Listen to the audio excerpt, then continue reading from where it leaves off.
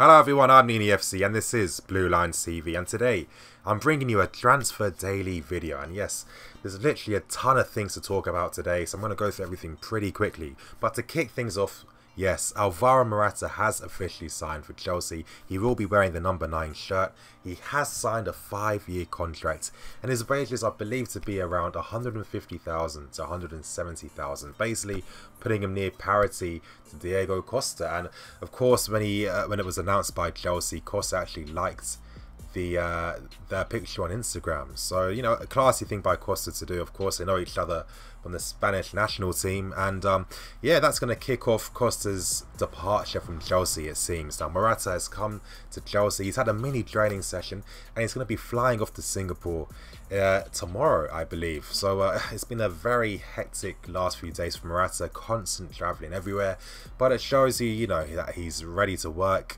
he's prepared. And if you guys want to hear my thoughts on how Morata is actually going to be at Chelsea and how I feel he's going to gel, there's going to be a link up in the annotation on the top right corner. Click on that to watch the previous video to get a really good idea on what type of player he is. Now, moving on from the Morata signing, time to talk about Oxlade Chamberlain. Now, yes, Oxlade Chamberlain, apparently Chelsea will be having negotiations next week with Arsenal. Basically, Oxlade Chamberlain isn't going to be signing a new contract with Arsenal. He wants to go.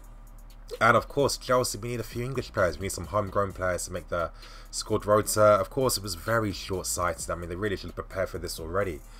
Last season, they didn't, and they let a lot of the quality young English players go because they didn't really give them enough game time. Now, Oxlade Chamberlain, I do like him. He's a good player, very versatile. He can play further up in midfield and as a wing-back. And I think, as I predicted, I expect us to sign players, especially for the 4th choice midfield role and other positions. We're going to sign players who are comfortable playing in different positions. I think that's going to give Conte a lot of tactical flexibility, especially in Europe. I think Oxlade Chamberlain fighting for a spot with Moses. I still expect Moses to keep his place, but that basically signifies to me as well that Danilo will be signing for Manchester City. And I think really getting Oxlade Chamberlain as backup is good, in my opinion. And I think that signing is it makes sense. I'm not expecting him to go for too much, especially with his contract winding down. And I think it's a good piece of business, especially when it's going to be a very simple transfer. So there's going to be more news coming up regarding that. And yeah, and of course, with wing-backs, as I always say, people think of them as full-backs that can attack. Now, there's only a few full-backs like that, like Marcelo, Alexandro, that have the capabilities to play that type of role. But if you really look at it, especially in the Premier League, every team that's used a wing-back formation, they've always converted their wingers to wing-backs. And why is that? Well, when you're a wing-back, you have to, in a way, bring the attack by yourself single-handedly. So you have to be comfortable playing in very high-up positions. You have to be able to retain possession, keep the ball, advance the play and everything. And of course, most full-backs aren't technically sufficient to be able to do that to its maximum capabilities. But I think, obviously, now having Moses and having Oxlade Chamberlain potentially is a very good duo to have, and I expect a good amount of rotation between them. I'm really hoping now with some of these players, especially with a lot of the young players that have left, Conte will be rotating the squads much more next season. I think he should, because if he can't be worried now about potential lack of quality, which in my opinion I think wasn't the case anyway, really. And I really feel that Conte should have given more players a chance last year, but that's that's part of the history now. And yeah, Oxlade Chamberlain, there's going to be more reports coming out next week. So of course, stay here for Blue Lines TV to get all your news regarding that. Now, moving on again, Llorente. Yes, it looks like Chelsea are linked with Llorente. I was being really cynical. I was thinking maybe we want to sign Llorente so we can make sure that Tammy Abrahams will be the 1st choice striker throughout the entire season. But Swansea have slapped down a potential £30 million fee for Llorente, which is ridiculous. And of course, it's to signify that they don't want to sell, so they placed the price to really put people off from signing him. Now again, Conte likes players that he's worked with already before. Of course, he had Llorente at Juventus. One thing with Llorente, I will say, I think probably him and Ibra are the best headers of the ball for strikers in the Premier League. I'd say 3rd is Giroud, and of course, that's adding a different facet to our approach, and potentially he could add something. But again, honestly, I really don't feel that we need 3 strikers. I mean, if you look how Conte used the squad, even though I expect him to rotate more, it's not going to be on the likes of like a Pep Guardiola would do, or Jose Mourinho. So I'm not expecting too much rotation. And I think that really, we don't really need a third choice striker at all, because I don't expect us to play with a 2-man strike force in a 3-5-2. I only expect to see a 3-5-2 when of course, you know, we're sealing out the last 15-20 minutes of games. And even then, with a 3-5-2, you don't have 2 out-and-out strikers anyway. You know, you need to have 1 striker who's comfortable dropping deep, playing more like a playmaker role, and then you have your striker beside. I mean, that's why Hazard would always play up front with Costa, and that's why, for example, Juventus, Dybala would play with Llorente, and, you know, things like that. You know, they need to complement each other more, because of course when you play a 3-5-2, especially under the Conte way, you need to play quick balls to your strikers, so they have to be good at holding the ball, keeping the play, because they need to allow the rest of the team to come up and support. So of course, Mitchell and Morata, unless, you know, we need to win a game and it's the last 10 minutes, yeah, I understand, but them starting together, I really doubt that that's going to happen, in my opinion. And I really think Llorente is pretty pointless, because I think he won't be getting much game time. And I think if worse came to worse, Hazard playing up front makes sense. I mean, we've seen him do that already last season to great effect. He really stood out playing a central position. And I think that having him as a third choice isn't going to weaken us. And I think we're just saving money, in my opinion. Now, I was going to speak about Mendy, but it seems that allegedly from L'Equipe in France, Man City have agreed a 57.5 million euro bid. I don't know, I added pounds for Benjamin Mendy. In my opinion, it's crazy that he's even going for money like that. I know how the market is, but, you know, when I see players like Walker who aren't world class going for fees like that, I always get worried, because I know that it's going to allow other clubs to think, you know what, we can actually raise the price up for our players. And I think overall you have to understand it's a market, so if there's a lot of rising figures, it's going to affect every type of club. And honestly, Benjamin Mendy is great, especially going forward, but again, I watched Monaco play a lot last season. Defensively, he is susceptible, especially positioning, and he's one of those he's kind of like a Klein in a way, where they're better going forward, and anything facing them they're good at dealing with, but anything coming in from behind they really struggle with. So I think necessarily missing out on Benjamin Mendy isn't the end of the world. I'm going to be doing a video later next week talking about the players we need to be looking at for their left wing back position for next season, so you definitely want to stay tuned for that. I'm going to be promoting it on Twitter, etc. But again, enough about that.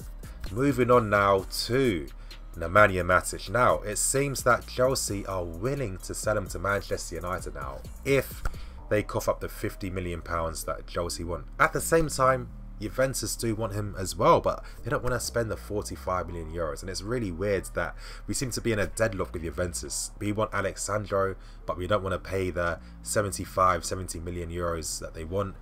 They want Nemanja Matic, but they don't want to pay the 45 million euros. And you really just think now, can't they just negotiate and work on a potential swap deal? I mean, I think it makes a lot of sense, but at the same time, that could be happening in the background. Alexandro, honestly, he hasn't signed the contract yet. Juventus still aren't sure. I really feel now that if Chelsea want to get him, we just have to put down the money Juventus want. But at the same time, 70 million euros, it's not going to be exactly 70 million euros. You're going to pay it off over a few years. There's probably a lot of clauses inside the deal as well that actually raises the figure to 70 million euros. So this is why it takes a while negotiating for fees like that. I mean, look at Morata, for example. I mean, you know, for nearly a whole month, was he going to go to United? Was he going to go to Milan?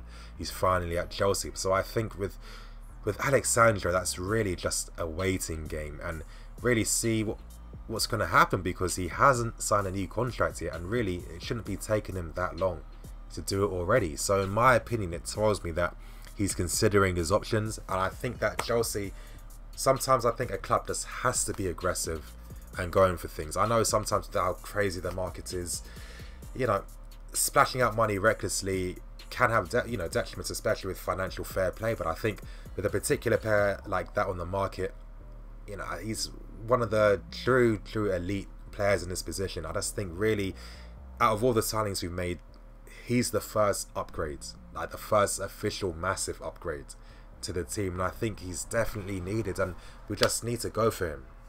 Now, ending off the transfer dailies with a few more stories. Diego Costa, yes, it seems that Chelsea have decided they want 44 million for him.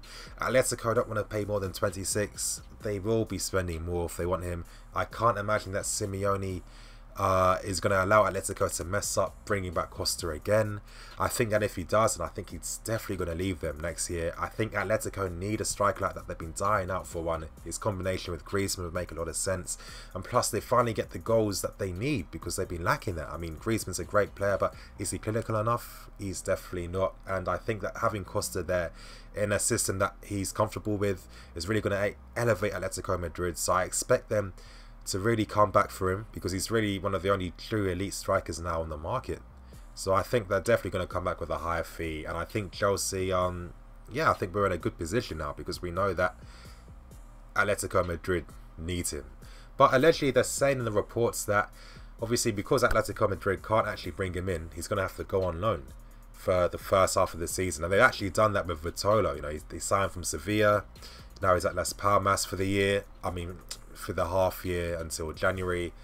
So they're saying that Costa could potentially either go to Besiktas or AC Milan, and I think with AC Milan that would come down to if, you know, they couldn't bring in Belotti, because it looks like that's the player they're really trying to go for. Yeah, now to end up with two more stories, Kurt Zouma, yes, he signed a new 6-year deal, which is that's like some La Liga type of contract. He's gone on loan to Stoke. Now, you know my thoughts on him. I really feel that, especially with pre-season now, I really felt it would be just a restart because of he's regaining his fitness. A lot of the players aren't coming back in optimal fitness conditions already.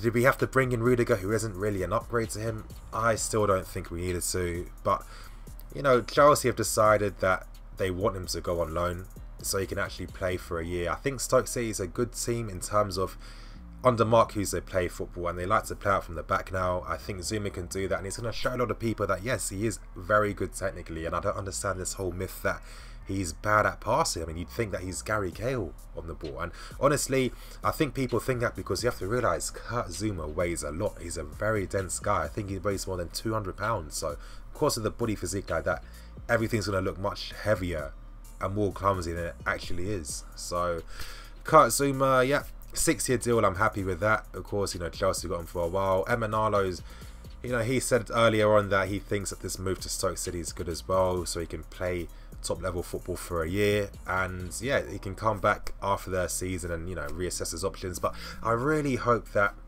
he has a great year at Stoke, which I know he will, but I hope that playing for Stoke isn't going to hamper his chances of being in the France team. Now, I know Didier Deschamps is a massive fan of him.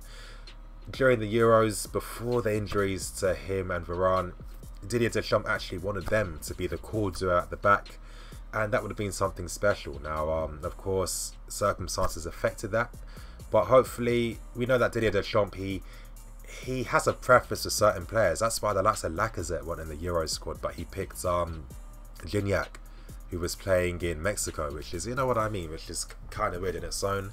But to end this Transfer Daily video, I'm going to be talking about Jay Da Silva now. He signed a new contract extension going to 2021. He will be rejoining Charlton. What I'm really hoping is going to happen is that he stays there for a half season, similar to what Patrick Bamford did when he was at MK Dons, and then he'll go to a higher caliber team. I'm really surprised that we didn't send him on loan to Vitesse. That might have made a lot of sense, but maybe there's only a certain quota that Dutch clubs can have when it comes to loan players. But again, at Charlton, even though the quality of the league isn't high, and this guy is a superb player, and I really think that he'll be a Chelsea player in the next few years to come. But again, testing himself out in a league like that, where he's going to be able to know how to use his body better, because it's a very physical league. And yeah, he's playing under a manager in Carl Robinson that wants his wing-backs or his full-backs to attack, which is going to complement Jay Da Silva's style. So I really feel that this is actually a decent loan move after reconsidering. I expect him to do really well because he ended the season very well. And yeah, he's back on track. I mean, he captained the England under-20 side that won the World Cup. So yeah, I mean, it's looking good. But anyway, you guys, thank you for watching today's Transfer Daily video. Please like, comment and subscribe because it really helps support the channel. You know, too, it's not too hard to do that as well.